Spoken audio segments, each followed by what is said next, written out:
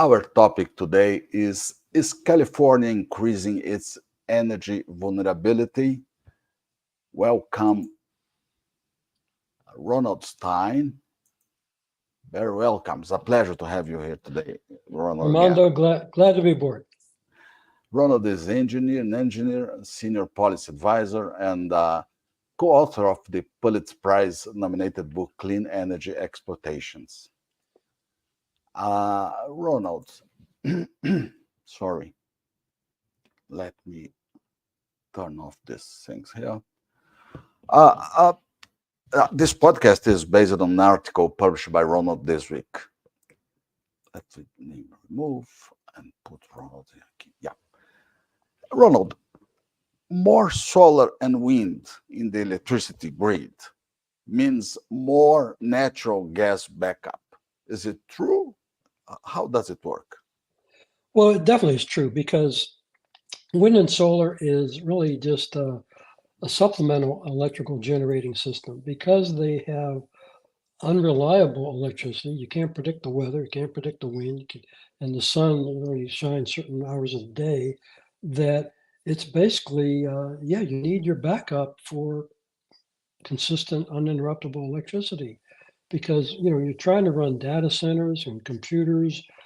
The military can't run on occasional electricity, and so it's basically a redundant system to the proven coal, natural gas, and nuclear power that the economy is running on. Yeah. Ronald, let me share with the audience and with you, of course. Uh, this chart is very interesting because one day of California's renewable energy supply in green or gray, and you can see, and you pay attention before for me that the demand curve isn't on the top. How can you analyze this chart? Well, I would change the title One Day of California's Renewable Electricity Supply. You're right, because if you're running a business, you want the power there when you need it. And if you're, running a refinery can't work on intermittent electricity. Intermittent electricity causes a shutdown. And, like I say, hospital can't run on intermittent electricity. Space exploration can't run on that. Commercial and private aircraft, everything that we have grown to learn and live with and love requires reliable and uninterruptible electricity. And wind and solar only provides, I want to call it nameplate electricity, because most of the time they're generating no electricity. And so Yeah. they're really just a backup to the continuous electricity we get from our known sources right now. And Ronald, another chart is curious for me. They put electricity cost by source, and they show that solar and wind have the least costs related to other energy sources. But they do not consider that when you use solar and wind, you need to have at the same time dispatchable energy to support the intermittence of these energies. And they do Exactly. not Yeah. consider that these costs. No, How does it? How do it you consider? it's I guess fools manipulate numbers, but you're right. The cost of electricity is if you're going to rely on coal, your backup is I mean nuclear. But if you're going to rely on wind and solar, you're going to have a backup of nuclear, coal, or hydro. The other thing about renewables is you have wind and solar. Now, here in California, we're close to the ocean. So the big plan is to provide a lot of offshore wind generating capacity. Well, that doesn't help people in Nebraska. It only helps the people here in California. And then because you're generating electricity so far from people, wind turbines take a lot of land, solar panels take a lot of land, and consequently, you have to put the solar farms and wind farms remote from the civilization where they're living, and then you got to basically build the transmission lines and bring it back, to where it's needed. So, yeah, the cost of land and the environmental impact on vegetation, on animals, and that's not part of the dollar calculation. Yeah, but Ronald, what impressed me is that they do not consider capex and opex for the complementary or the backup energy sources. They put only wind and solar as these two energy sources were Well, independent. Armando, you're 100% correct. And they keep referring to wind and solar as wind and solar energy. I have a real heartburn with that because wind and solar only generate electricity. And, they talk about wind and solar energy is going to replace fossil fuels. Apples and oranges. Wind and solar generates electricity. The three fossil fuels, you got oil, coal, and natural gas. Now, coal and natural gas are heavily used for power plants, for continuous power. Oil, on the other hand, is never used to generate electricity. But, and this is a big but, oil in its raw form is black tar. It's useless. And unless you can throw it through a refinery and they heat it and they beat it and they crack and they do all these crazy things to it, and you come up with all these oil derivatives, it makes all the products in our lives. And the policymakers don't understand or comprehend that electricity came after oil because all the products to make a light bulb, to make a solar, hydro, coal, natural gas, wind, uh, solar generating system, all the pieces and components are made from oil, from the derivatives. The insulation, the wiring, the air conditioning, all the computers, the glass on the doors. I mean, everything is basically made from the byproducts of the oil derivatives from oil. And so they have this passion that wind and solar is going to replace oil. But if you rid the world of oil, you're going to rid the world of electricity because electricity came after oil. And so it's basically a misconception that wind and solar is going to do two things. A, rid us of oil and rid us of the need for coal, natural gas, and hydro power plants. Because the power plants we have now are providing continuous uninterruptible electricity on demand. You flip the switch on in the house, yeah, the lights come on. But if you're going to rely, is the sun shining today? Is the wind blowing today? To turn the lights on? No, you're comparing apples and oranges. So it's really tough. The Green New Deal and the net zero policies, supported by Governor Newsom and supported by Kamala Harris. It's led to the state's most expensive electricity and fuels in America.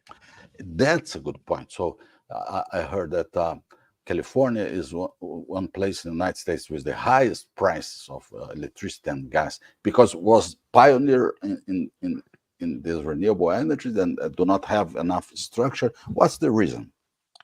Well, you're right. I mean, we have the most expensive electricity in America, excluding Hawaii, because they're a remote location. But yeah, the redundant systems cost a lot of money. The extra transmission lines that cost a lot of money, and you're not ridding yourself of the demand. The demand's always there, and if you want businesses in the state, when they turn the lights on, they want the lights to go on and the air conditioner and everything else. And so it's the permitting has been there, and it's just everything kind of snowballs. And we saw it, ironic, we saw it happen in Germany. Germany was the first country to go green. And today they have the most expensive electricity in Europe. And California's following Germany. Now we got the most expensive electricity in continental United States. But it's a good point. Is it a price that the world need to pay to get renewable? Well, when you say need to pay, no, they don't need to pay. Like I say, it's just a totally, they're just oblivious to the fact that you're comparing apples and oranges. Wind and solar is occasional electricity. If you got the right location, maybe it's appropriate, but it's not going to replace oil because they do different things. Oil is not used to generate electricity, and wind and solar makes nothing. You can't make asphalt, tires, defibrillators, computers, iPhones. And, like I say, wind and solar can make absolutely nothing. All they can do is occasionally generate electricity under favorable weather conditions. California residents are continually leaving the state, and companies are leaving the state. But the point is, the hourly wage is the highest in the United States, I suppose, $20 an hour. For restaurant workers, I think the minimum is 16 for everybody, but some industries it's even higher. But we have the most expensive minimum wage here in California, and that drives up the cost of everything. Because if you're paying somebody who's flipping burgers at $20 an hour, Armando, the price of the burger is going to go up. And with the price of electricity being high and the price of fuel being high, I mean, everything, it just reverberates and everything is up. So, people are getting fed up and, they're leaving in droves. I think in 2022, I think it was like 343,000 people left California. Highest exodus of any state in America. Wow, it's impressive. And the U.S. Actually, it's depressive, not impressive. Depressed. Yeah, that's right. And the demand for electricity in the U.S.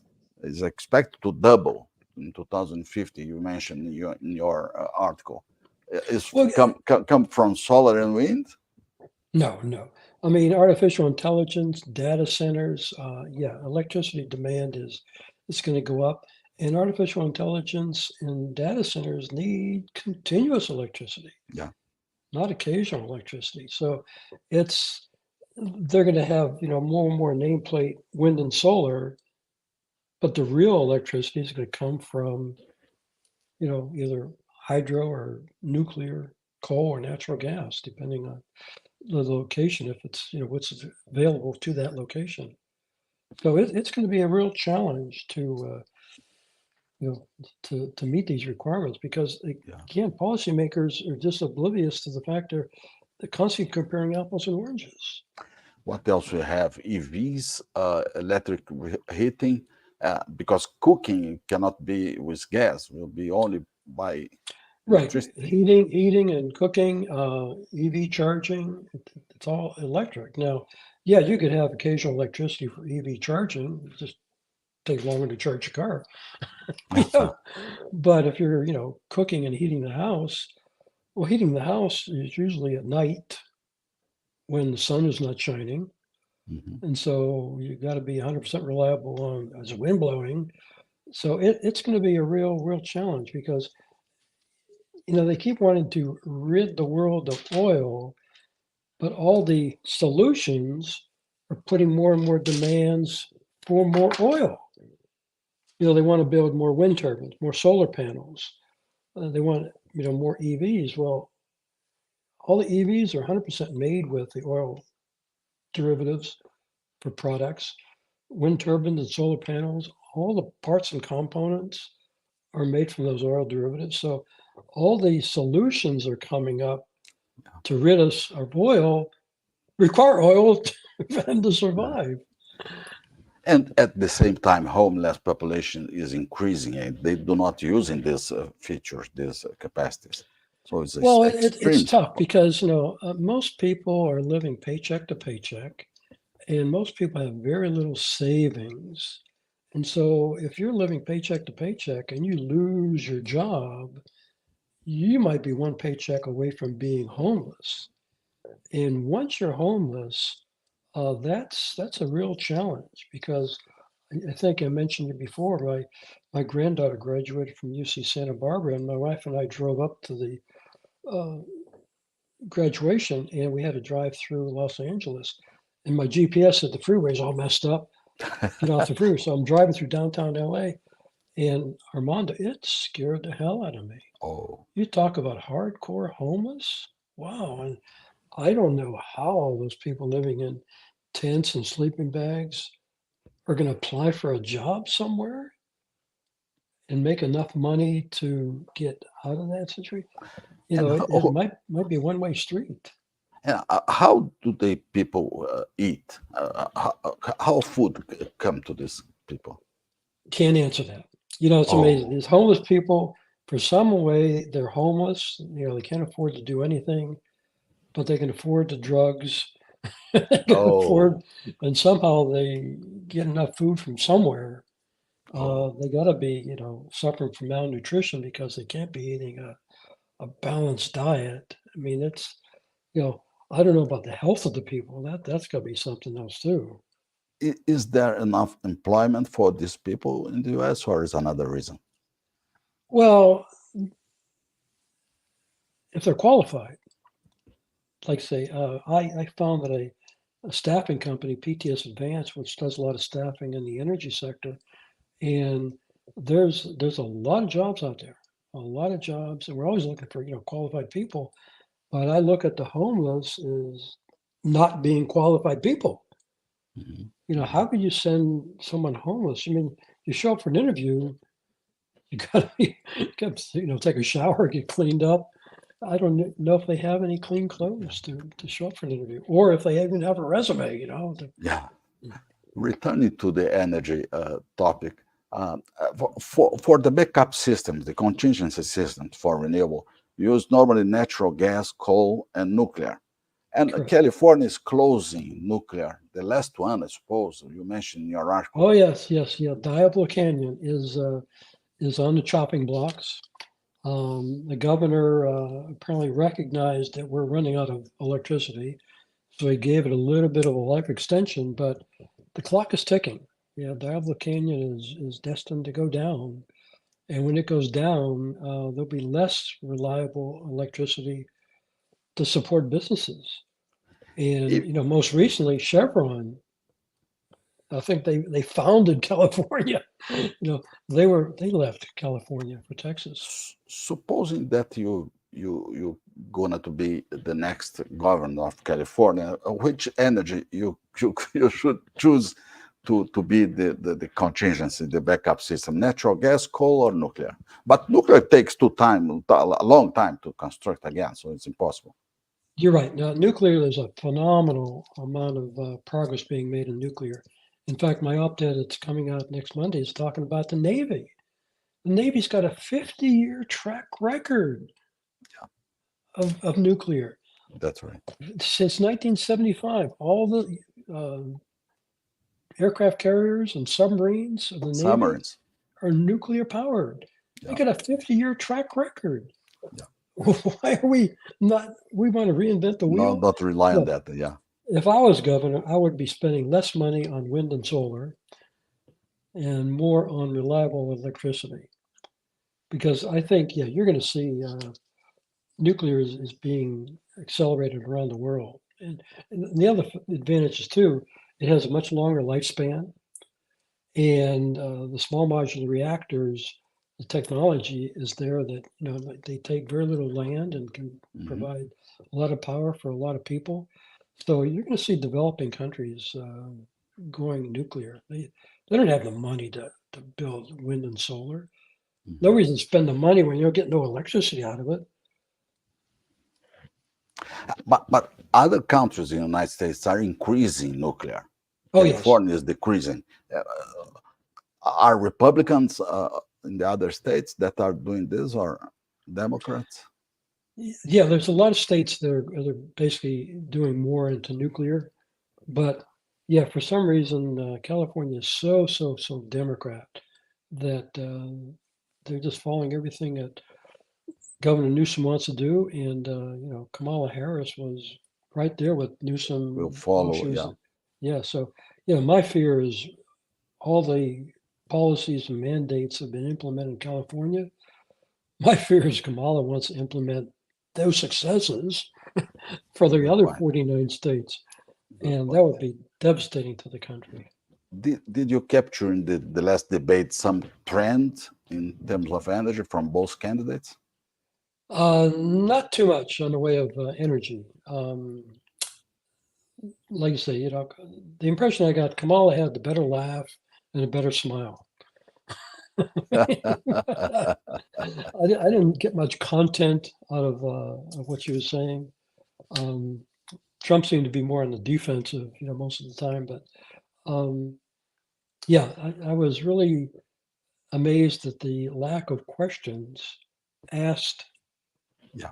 directly to Kamala. Most of the questions were directed to Trump, and it was kind of like a three-way conversation between the moderators and Kamala and Trump. And so, Because it's impressive. It's not only in the US, in Brazil, it's exactly the same. So people do not speak really directly to the points, to the problems. They speak generally. They do some kind of speech that everyone can do. So right. And I think using the word energy allows them to basically talk around circles. But when I talk to people about energy, I like to say, hey, time out. Are we talking about electricity? Or are we talking about products? Because they may want wind and solar because it provides electricity. But that's the only thing it provides. We're a materialistic society. 200 years ago, the 6,000 products that human ingenuity has been able to make from these oil derivatives, they didn't exist before the 1800s. And now we take for granted that everybody's got an iPhone. And now kids in school, they want to take away the iPhones when they're in school. Yes, every kid's got an iPhone. Yeah, iPhones go away without oil. Wind and solar can't make an iPhone. If they do generate electricity, they can make the iPhone work, but they can't make an iPhone. And so that's, when people talk energy, I usually change that to electricity. Or if we're talking products, let's talk about products. But if you want to get rid of oil, you're getting rid of the products. If you get rid of the products, there is no electricity. There yeah, are no iPhones. There are no televisions. No airplanes. I mean, you're going to ground, 20,000 commercial jets. yeah. And there is a fear that some people have in terms of Kamala winning, supposing that she wins, fracking and federal lands and every oil exploration, new oil exploration can be restricted. How do you see? Well, again, anybody in favor of fracking is of the mindset that we can get rid of oil and replace it with wind and solar. Totally impossible. Because if you don't have the oil, you can't make the wind turbines, you can't make the solar panels. The mining equipment is huge. And, when you're moving 500,000 pounds of earth to make one Tesla battery, because all the lithium and cobalt, it's not in concentrations. You got to take a lot of land, and that's a lot of equipment. And that equipment to mine for it is all made with with the byproducts from oil. And then you got to transport it from the developing country to where you need it. And everything is basically products, products, products. And if you have no products, No. you have nothing. Ronald, I'm not sure, but you can confirm for me, please. Oil and gas, for instance, the investments are from private companies, private people. Yes. Solar and wind, it seems like it's a little bit different. Who is financing these projects? I am. It's the government. Me, my tax dollars. Me. So, when they talk about subsidies, it's not subsidies; those are tax dollars. Tax, not subsidy. And That's right. like I said, they're mandating my tax dollars to help build it because private industry is not building wind turbines. Private industry is not building solar panels. And most EV owners are basically taking the subsidies they're getting to buy into the EVs. But yeah, it's tax dollars that are making it go that way. But the claim that big oil, everything's against big oil, but big oil only exists because of our demands for the products that come out of oil. If we didn't have airplanes and ships and cruise ships and aircraft carriers and et cetera, and TVs and iPhones, there'd be no reason to have oil. It's just like going to a restaurant. If they serve bad food, you stop going to the restaurant. Well, Yeah. eventually they'll go out of business because no one's buying their product. The same thing. There's no need to regulate and overtax the oil industry. If you want to get rid of the oil industry, stop using the products. They'll go away. But every solution to get rid of oil requires more oil. Mhm. You want to basically, build EVs. Well, EVs 100% made with all the products that are, come out of those oil derivatives. Same thing with Petrochemicals. wind and solar. So all these solutions to get rid of oil require more oil. Yeah, yeah. Ron, going to the conclusions, I have a question for you. Did you Sure. check outside your home today if there is wind enough and solar enough, it's a sunny day, before you sunny- turn off your lights? It's a sunny day, but I know here in Southern California, we don't really get much wind. And of course, we get no hurricanes, that type of thing. But no, we have a lot of sun in the West. But again, that's only during daylight hours. The day, yeah, and If you not want to, no cloudy days, of course. yeah. And I'm not sure about other people, but in our house, we do most of our, washing and drying in the evening when the sun's not around. And so, and if you have a business, on-demand electricity Yeah, is got to be yeah. number one.